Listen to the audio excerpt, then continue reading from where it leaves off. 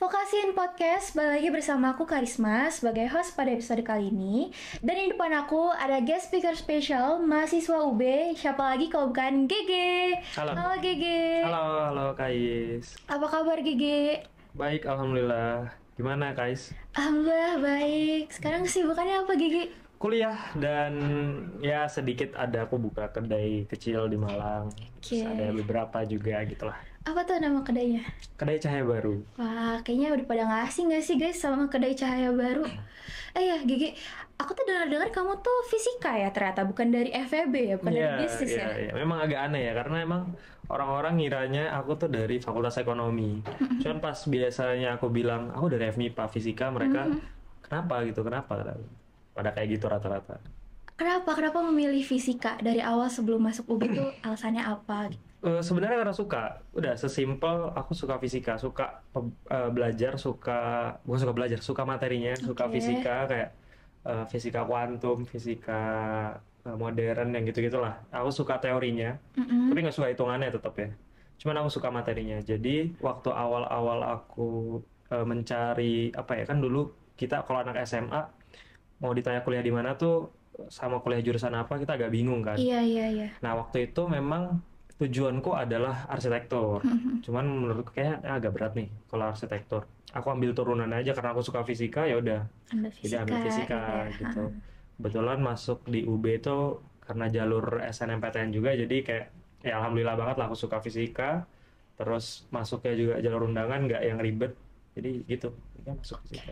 Berarti belum ada kepikiran untuk, aduh aku pengen jadi businessman, aku pengen masuk bisnis itu belum ada ya? Jadi, Sebenarnya nggak ada. Aku nggak ada kepikiran yang akhirnya mencari dari sana gitu. Waktu itu memang aku mau masuk UB dan masuk fisika itu kan karena pure suka ya. Jadi kalau ditanya masalah kayak nanti kerjanya di mana, potensialnya apa gini-gini segala Iya. macam itu aku nggak tahu gitu. Ya udah aku masuk fisika karena suka. Terus kenapa tiba-tiba lari ke bisnismen ini juga sebenarnya ada ceritanya, ada Oke, nah itu tuh aku curious banget. Tapi sebelum kita tarik jauh, kamu tuh awalnya jadi content creator dulu ya? konten kreator Mulai itu bisnis dulu apa content creator dulu? berbarengan sih lebih tepatnya. Jadi Oke. basicnya itu adalah aku ngeliat dari konten kreator. Tahu Arif Muhammad nggak? Iya, tahu. Siapa yang nggak tahu Dia Arif role model. By Muhammad? the way dia follow aku loh di Instagram. Wah, sebuah achievement ya kalau Arif Muhammad. Iya. Aku nggak tahu ya, mungkin waktu itu aku emang sering DM dia kan dulu dari 2000 berapa ya aku DM dia. Banyak kalau di Dibales? scroll ya. Nggak dibalas. Oke. Nggak dibalas, back tapi to the one topic. day Iya. waktu beberapa bulan yang lalu aku nge-tag dia dengan bilang, jadi aku open Q&A kan ke followerku. Oke, di Snapgram gitu Ya di Instagram, di Instastory, terus aku ada yang nanya role model lu siapa bang gitu. Oke. Aku tag aja Arif Muhammad gitu, terus di repost. Wah, akhirnya dari situ Terus di repost, terus kenalan. tiba-tiba di follow. Aku lihat, aku sebenarnya nggak nyangka gitu, nggak ini. Terus tiba-tiba ada yang bilang gitu, loh bang lu di follow Arif Muhammad ya. Aku kaget tuh, gila aku seneng banget. Nah dari situ akhirnya aku mikir, termasuk karena role modelku Arif Muhammad, aku melihat kayaknya kesempatan orang untuk membuka bisnis itu lebih mudah ketika dia dikenal sama orang banyak. Oke. Salah satunya jadi konten kreator. Oke, jadi Tuh. itu awalnya dari Arif Muhammad ya. Ya dari Arif Muhammad. Ya salah satunya dari Arif Muhammad. Jadi Arif Muhammad tuh penting ya bagi perjalanan karir kamu ya. Lumayan, sangat lumayan penting. Lumayan penting. Jadi kamu masuk fisika, terus juga jadi content creator, terus Ya. owner kedai Cahaya Baru. Terus ada Ya. lagi kah yang lagi kamu build sekarang? Sekarang aku lagi build digital agency juga. Cuman itu sekarang aku fokuskan untuk 2 brandku. Jadi kan aku ada 2 brand sekarang, dua-duanya makanan. Aku mikirnya aku coba bikin digital agency, bikin tim buat ngehandle 2 brandku dulu. Kalau oke, ternyata strateginya berhasil gitu, Engagementnya naik ya nih. sistemnya oke yang aku buat, siapa tahu bisa dipakai di bisnis orang dan bantu orang lain juga jadinya. Oke, Gitu. jadi sekarang kamu lagi nge-handle creative agency namanya apa? Morgan. Morgan. Ya, Lagi oprek. Lo Oh, nggak tuh? iya. Siapa Udah tahu kemarin. vokasionernya lagi. Kemarin kita lagi oprek, cuman alhamdulillah udah dapet. Terus kan aku oprek di TikTok ya. Wah gitu rame banget, yang isi kayak ada 100 lebih orang. Jadi kita sebenarnya over waktu itu. Walaupun yang terima cuma 3. Wah, jadi Iya. banyak yang Ya banyak yang seleksinya kuat juga ya. lumayan lumayan. Oke, nah dari kamu mulai bisnis ini kan pasti butuh partner ya. Pasti Betul dari betul. modal investornya Iya juga. Terus apalagi kamu di F&B pasti harus butuh orang yang masak segala macam. iya. Yang pasti paling pertama kamu butuh koneksi. Apa sih strategi networking yang paling tepat nih buat masih Kalau mahasiswa gitu? networking mahasiswa ya, Ya. justru menurutku mahasiswa ini memang pas waktu yang sangat pas untuk networking karena dia punya privilege. Mahasiswa tuh contohnya ya di UB kan ada UKM yang namanya mahasiswa wirausaha Oke. MW. Nah, aku tahu lingkunganku fisika nih. Iya, iya, Kan iya. sepertinya kalau mau masuk ke area bisnis tuh rada tidak ada jalannya gitu kan, tidak ada obrolan ke teman-temanku yang akan arahnya ke sana. Oke. Jadi cara aku waktu itu adalah mencari lingkungan yang punya at least pemikiran yang sama tentang bisnis. Ya udah, akhirnya aku masuk ke MW. Dari MW itu memang aku lihat kalau beberapa alumni MW itu punya record, Potensi. ya punya record bisnis tuh yang bagus banyak. Oke. Salah satunya ada mungkin kamu tahu Chicken yang foundernya Mas Asyap, Mas TB itu, Pernah dengar. ya kan dia sempat masuk Forbes ya. Iya, iya. Nah itu alumni MW. Dan kita sempat Wow. satu meja juga kayak maksudnya kita ketemu gitu walaupun nggak ya mungkin dia nggak kenal aku juga waktu itu ya. Nah jadi intinya di MW itu punya rekam jejak alumni tuh yang bagus lah kalau misalnya kita mau ngobrol masalah bisnis. Oke, Dan koneksinya ya lumayan koneksinya ya. sangat bagus gitu di MW. Oke. Jadi setelah akhirnya kita ngobrol dan akhirnya gitu juga aku banyak ketemu sama orang-orang yang sekarang teman-temanku tuh dari MW situ. Nice, berarti milestone kamu tuh salah satu biggest milestone kamu di MW ya? Iya lumayan masuk MW sih lebih tepatnya. Oke, nah gini kan, aku tuh pertama kali tahu kamu dari TikTok kan. Nah oke. Oke. Pertama kali aku tahu kamu dari Iya. TikTok, dan aku tuh ngeliat kamu tuh brandingnya Bami Hoki bukan di kedai Oh, sekarang iya. gitu. What happened? Actually kayak aku curious banget kayak kenapa sekarang you don't own Bami Oke. Hoki lagi? Sebenarnya kalau mau ditarik dari Bakmi Hoki itu bukan yang pertama malah. Oke. Yang pertama tuh jauh sebelum akhirnya alasan kenapa aku memulai usaha waktu pandemi. Jadi kalau misalkan ini nggak apa-apa ya aku tarik agak panjang nih dari Iya, iya, sebelum yang it's Bakmi okay, it's Hoki. okay. Jadi akhirnya aku memutuskan dari fisika nih kan kamu nanya kenapa fisika tiba-tiba buka bisnis. Waktu itu kan keterima fisika, aku SNMPTN, jadi akhirnya punya waktu yang lumayan luang dibandingkan anak-anak yang harus mempersiapkan tes SBM mandiri, Oh iya, karena kan udah undangan ya out of, betul. ya. Terus waktu itu namanya COVID masuk, banyak waktu luang kan kosong. Ternyata pas makin lama ini aku merasa kok kayaknya keluarga aku ini kena dampak dari COVID gitu. Ternyata ekonomi keluarga aku ini berdampak untuk kena COVID. Jadi karena waktu itu aku anak pertama, aku berusaha untuk mencari cara gimana caranya aku bantu orang tua aku. Karena aku mulai berasa nih kok uang jajanku nih agak kurang. Iya, Terus aku ngeliat mobil kok dijualin gitu. kayak Jadi what happened iya nih, ada gitu. apa Iya, gitu kan iya, waktu itu aku iya, kayak iya. ini kenapa gitu. Terus juga di TikTok waktu COVID itu lagi gencar-gencarnya orang tuh ngebahas keuangan. Oke. Waktu itu bahkan saham kan naik ya. Iya, iya. Nah, jadi aku iya. mikir kayak ini kok agak kontras nih kok orang-orang pada ngomongin uang, pada oke dengan keuangan, tapi kok keluarga aku ada Nggak sesuatu oke nih, ya gitu nggak ya. oke nih ada Iya, sesuatu iya, nih, iya. aku bilang gitu. Nah, dari situlah akhirnya aku nyari cara. Mulai dari bikin kaos sama temen-temen yang kaos-kaos desainnya Iya, zaman dulu ya ya, zaman dulu iya, yang iya. kalau mungkin kalau sekarang itu boneka beruang petir. Tahu nggak? Itu apaan ya, Boneka ini kaos-kaos band yang gitu-gitulah. Oh, Itu tapi yang sekarang ya. Kalau dulu tuh kayak mungkin yang boneka Lakers gitu ya, ada ya yang desain ini Lakers. baju makanya kaos baju-baju Iya, ya yang tau lagi lah tren ya. gitu Ya, ya, yang di lagi tren Bandung kayak ya, gitu. biasanya yang jual ya. Hah. Nah, aku bikin kayak gitu sama teman SMA aku. Nggak berjalan bagus juga, nggak berjalan terlalu oke, jadi kita juga cuma iseng-iseng doang itu. Terus dari situlah aku buka kaos anime, jadi aku bikin desain kaos anime. Oke. Tapi itu pun nggak sengaja. Awalnya aku emang suka ngedesain, jadi aku desain dulu kaosnya. Setelah aku desain, aku upload lah di TikTok dengan caption baju anime.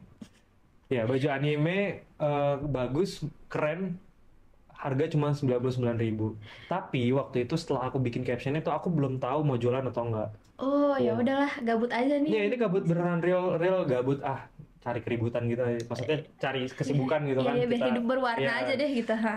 bikin video itu dengan desain, ada desainnya, jadi videonya caption terus desainnya gitu. Ternyata rame yang nonton itu, aku inget 600 ribuan. Ya, Wow, jadi video itu pertama. video pertama Oke, yang niat untuk jualan ya. oke. Salah satu niat untuk jualan. Nah, dari situ akhirnya anjir nih videonya rame gitu. Ini kalau nggak dijadikan apa-apa dalam waktu cepat, kan TikTok ini cepet ya. Kayak sehari 2 hari selesai, ya udah habis gitu. Makanya dari situ aku langsung mikir nih, mau nggak mau nih harus dijadikan sesuatu nih.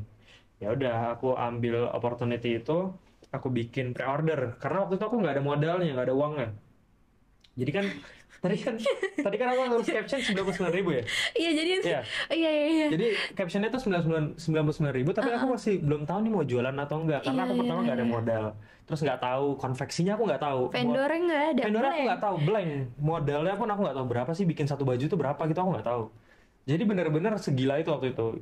Ya udah, akhirnya oke, 99.000, gimana caranya aku dapat untung dari 99.000 itu. Carilah aku vendor kan, cari vendor, dapat. Jadi ternyata satu baju itu harganya 75.000. Walaupun ternyata aku baru tahu ada harga yang lebih murah lagi ternyata.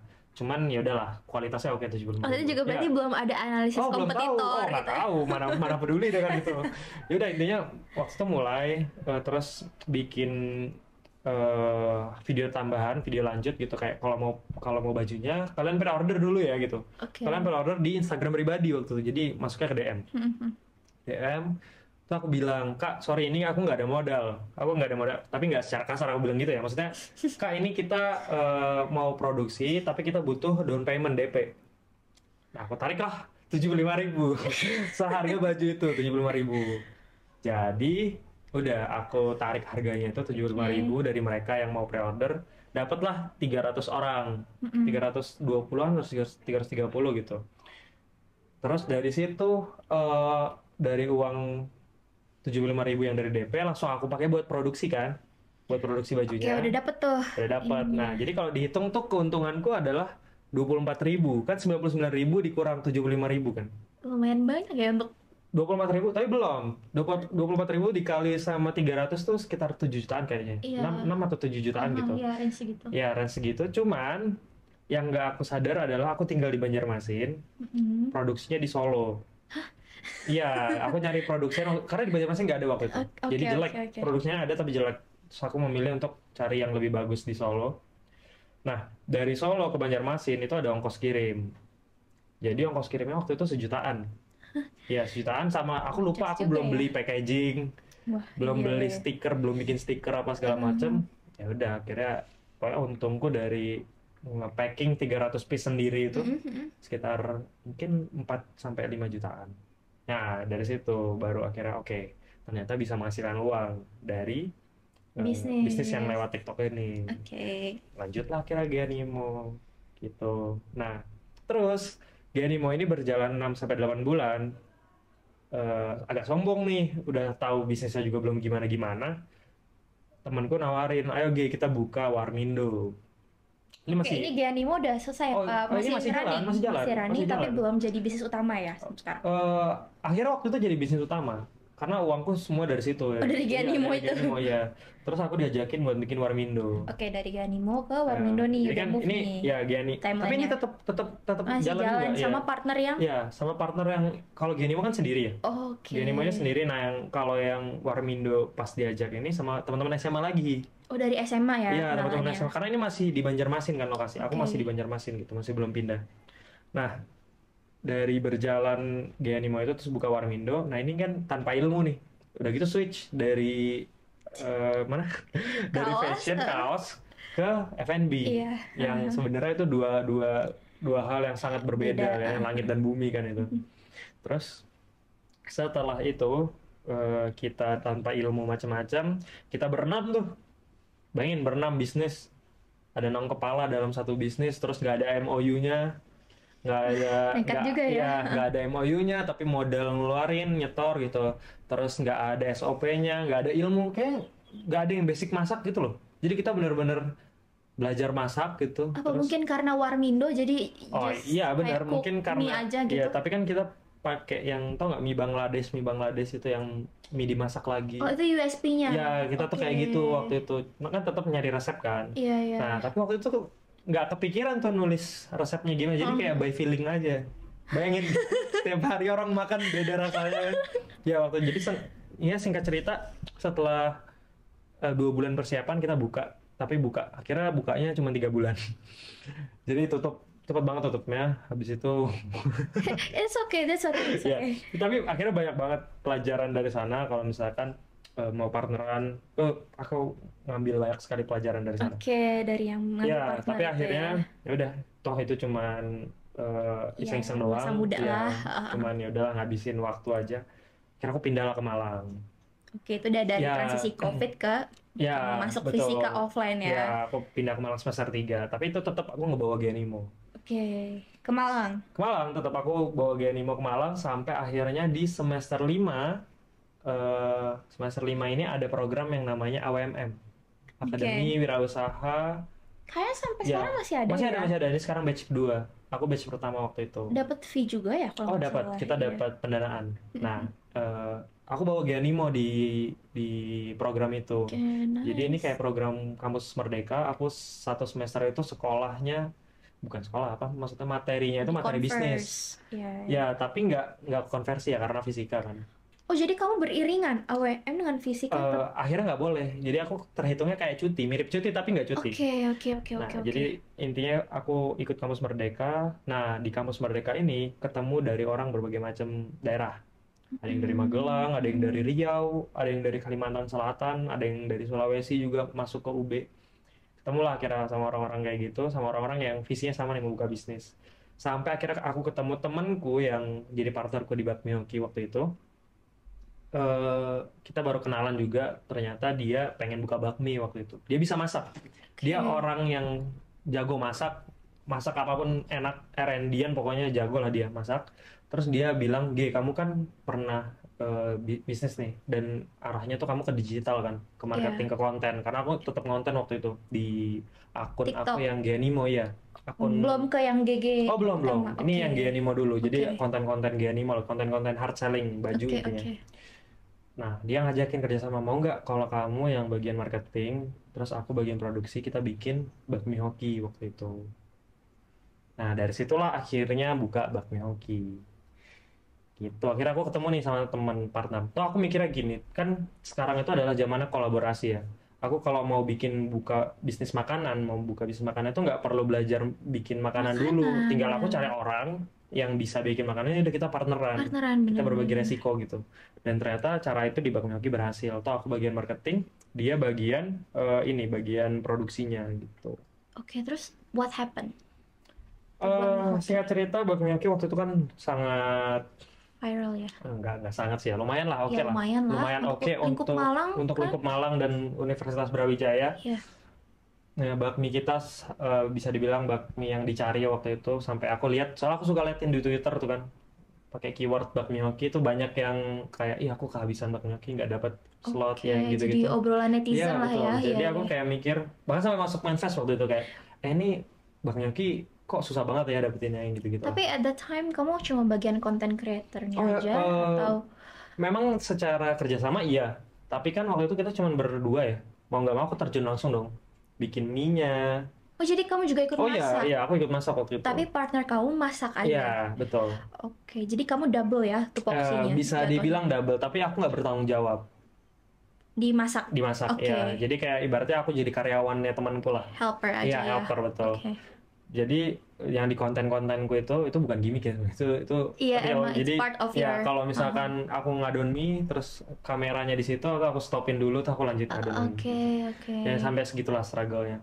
Habis itu kita intinya rame Bakmi Hoki, alhamdulillah banyak yang mau coba, banyak yang beli.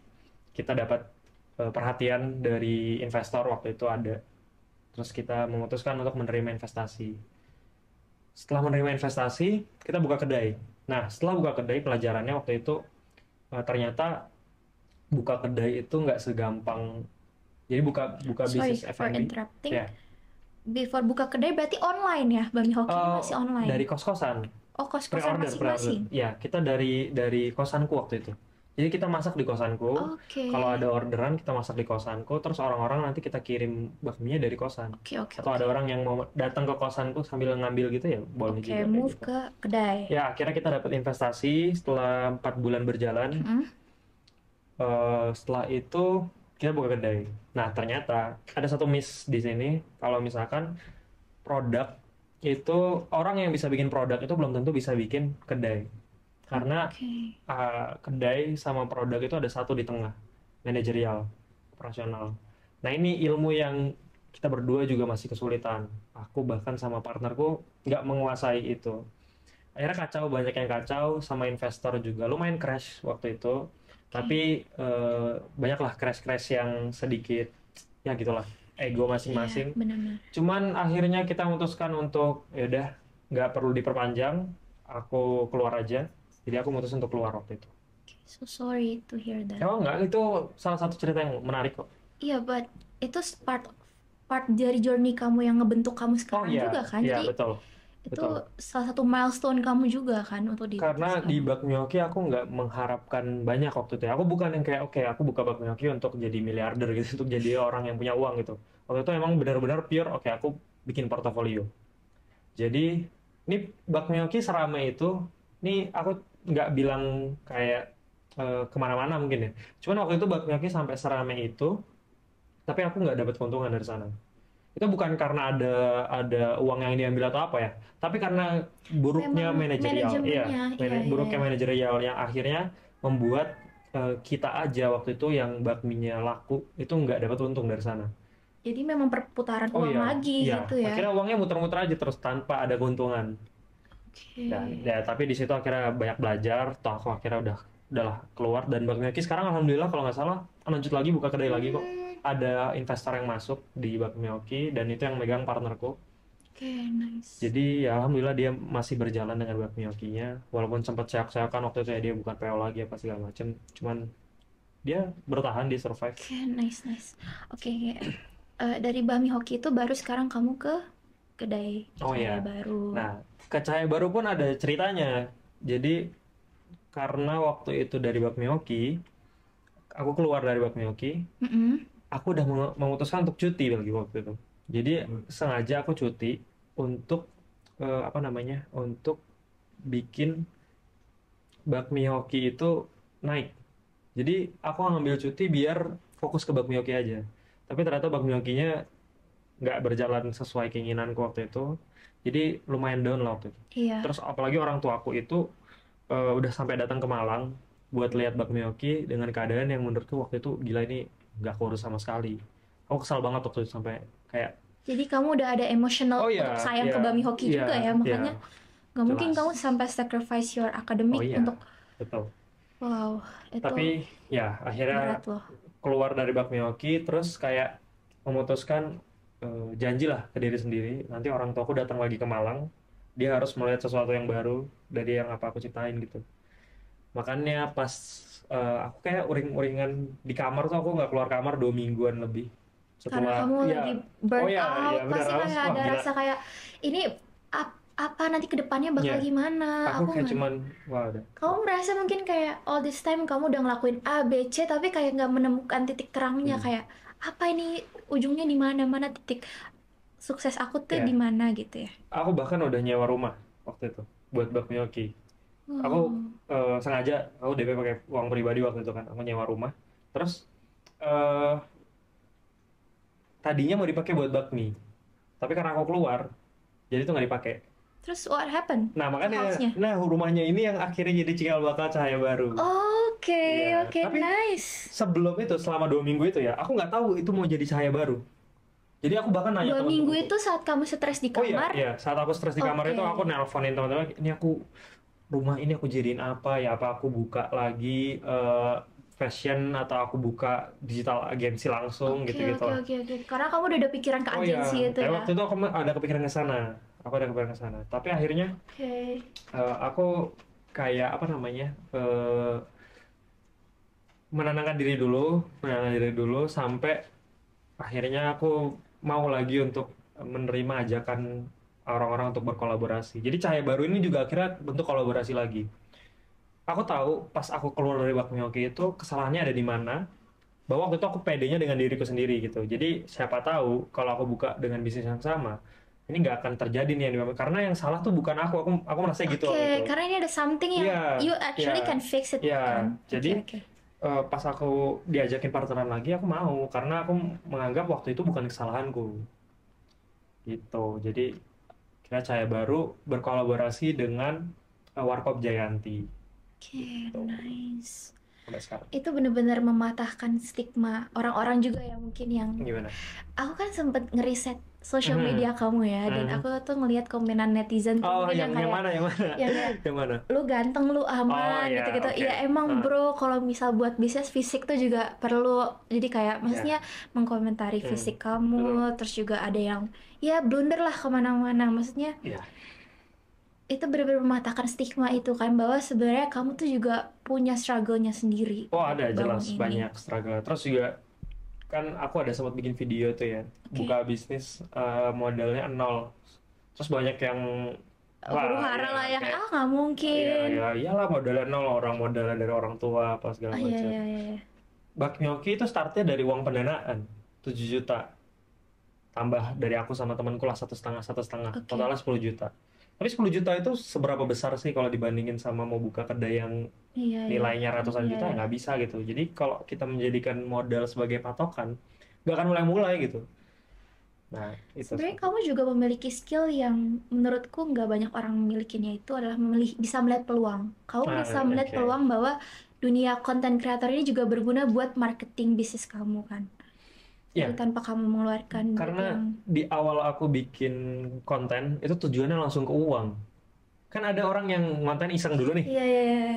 nanti uangnya dari endorse gitu. Kalau aku Iya, enggak kan, aku kan memang kontenku ini ku khususkan beloknya niche-nya. langsung ke monetisasinya langsung ke kedaiku gitu, langsung ke bisnisku. Jadi dari awal pun dari yang fashion tadi, dari yang kaos anime itu juga awalnya dari konten langsung ke bisnis gitu. Jadi aku nggak terbiasa dengan bikin konten happy-happyan dulu gitu. Aku nggak terbiasa. Oke, oke.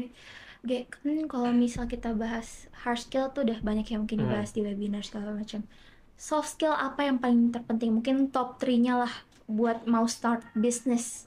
Soft skill ya. Iya, Pertama harus bisa apa ya namanya, networking, oke, ngobrol sama orang. oke, Terus public speakingnya itu harus oke. oke. Itu kayaknya bare minimumnya deh. Bare Ya, minimum ya ya sebenarnya. public speaking. Ya kayaknya sih dua itu ya kalau nggak Gimana salah. kalau dari awal mungkin belum bisa sama sekali gitu? Apa yang kamu lakuin kalau misal kamu Eh, posisikan belum? kalau belum dari nol banget gitu Iya, ya. aku memposisikan Iya, sebagai netizen nih yang kayak iya. aku melihat GG ini sebagai role Belajar, idol aku, dan I don't belajar. know where to learn. Misal aku nggak dapet Oke, tempat kuliah, nggak di dapet matkul public speaking gitu. di era digital ini sangat banyak tempat kita untuk belajar ya. Aku Tuh bahkan sampai guys. sekarang masih belajar juga. Kayak contohnya marketing, aku belajar dari kelas-kelas online. Kamu tahu DNVB? Oke, kenapa? Yang garis temu yang gitu-gitu. Oh Aku iya iya iya iya. sering melihat konten-konten mereka ya buat belajar kan gitu. Itu salah satu contohnya. Atau dari buku. Kedua. Jadi antara dari sosial media, dari YouTube pun ada, atau dari offline dari buku. Jadi sebenarnya yang penting itu adalah kemauan belajar ya. Karena kalau kamu mau ya harusnya kamu berjuang dong Oke gitu. oke, Kayak bener. Nggak ada yang easy nggak bisa, pokoknya. dan Iya. justru aku males kalau ada orang bilang mau mau bisnis mau apa, tapi dari dia sendiri ya oke lah betul banyak tanya tapi nggak ada actionnya itu. Tapi selain action, kamu percaya sama learning by doing juga nggak? Oh Jadi ya ya kayak aku seiringnya percaya dengan berjalan itu dengan ya. waktu, yang penting kayak udah jalanin aja, nggak usah Ya, terlalu banyak. Karena pasti anak muda zaman sekarang banyak yang perfeksionis juga kan, kayak betul aduh mau buka betul bisnis gak dapet betul investor, betul betul apa nanti takut betul. bangkrut Ya, gitu. aku tipe orang yang tadi ya learning banget. Kan ada dua ya, ada dua tipe orang. Ada yang pertama dia sebelum memulai sesuatu itu dia harus punya plan A sampai plan Z. Iya iya iya. Tapi ada orang yang ada plan A dulu, kalau gua gagal di plan A baru gue bikin plan B-nya nih gitu. Oke. Nah, aku tipe yang kedua nih. Tipe yang ya udah tabrak dulu, sakit dulu, ntar next belajar biar gak nabrak lagi. Tapi pasti nabrak lagi ntar. Ya at least you got something lah Ya, ya. from it gitu kan. Oke. Nah terus dari semua yang kamu lakuin ini ada nggak sacrifice, kayak mungkin time kamu jadi berkurang sama teman-teman di fisika atau sama pacar, Ah, keluarga? kalau kalau aku percaya kalau aku mau mendapatkan sesuatu pasti ada yang dikorbankan. Salah satunya akhirnya kuliahku. Jelas kuliahku nggak selancar teman-temanku karena tadi aku ada cuti misalkan. Kayak sekarang teman-temanku pada skripsian, ya aku mungkin masih tahun depan skripsiannya karena ada matkul yang ketinggalan gitu. Satu. Terus waktu sama teman-teman juga ya aku merasa lumayan berkurang ya dengan itu. Cuman aku sadar kalau memang itu yang perlu dikorbankan. Jadi aku nggak yang aduh sedih apa segala macam karena emang ya mindsetnya Aku kayak gitu. relate banget sama Iya. kamu, Gi, karena aku juga mengkorbankan Iya. itu. Kayak ngeliat, apalagi kita angkatan 2020 Iya, kan, iya. kita Kita ngeliat satu angkatan. teman-teman udah mulai tugas akhir segala macam tuh ada rasa kayak wah apa kita kurang ya Kalau di kita akademik. buka IG pada sempro-sempro. Iya itu juga sih, kamu Iya. mute gak sih kayak gitu? Aku nggak sih, aku nggak sampai aku Itu mute aku sih. kadang aduh, tapi aku di sana juga aku realistis gitu dengan pengalaman yang kita dapat selama Iya. kuliah itu worth it juga kok menurutku. Eh, mungkin kalau di kuliah itu mindsetnya nggak kayak anak SMA ya. Kalau anak SMA kan lebih ke tinggal kelas tuh kayak sesuatu yang nightmare banget buat Iya, mereka iya, misalkan iya, ya, iya. kayak ketinggalan kelas. Tapi kalau di kuliah itu orang-orang aku rasa punya path-nya masing-masing, punya tujuannya masing-masing yang Bener-bener memang bener. gak bisa dijustifikasi. Lu mau 3,5 tahun selesai ya terserah lu gitu ya. Bener-bener. Itu Semua jalan orang yang tuh lu pilih. punya timeline-nya Iya, betul. masing-masing. Dan teman-teman vokasioner juga jangan sampai mikir kalau misal aduh nanti kalau matkulku ada yang ngulang, masa depanku nggak bagus, atau kayak kalau misal aku lulus 3,5 tahun pasti aku dapat pekerjaan. Itu bukan suatu hal yang menjadi rules yang tetap kan, karena ada juga yang mungkin lulusnya cepat tapi selama kuliah dia nggak belajar apa-apa, jadi Iya. susah juga dapat Betul, kerjaan. betul. Mungkin dapat kerjaan masih 3 tahun. Betul. Jadi Ada juga yang mungkin lulusnya lama tapi karirnya bagus, ya kan? Iya. Kayak setiap orang pasti punya path-nya masing-masing, Betul. guys.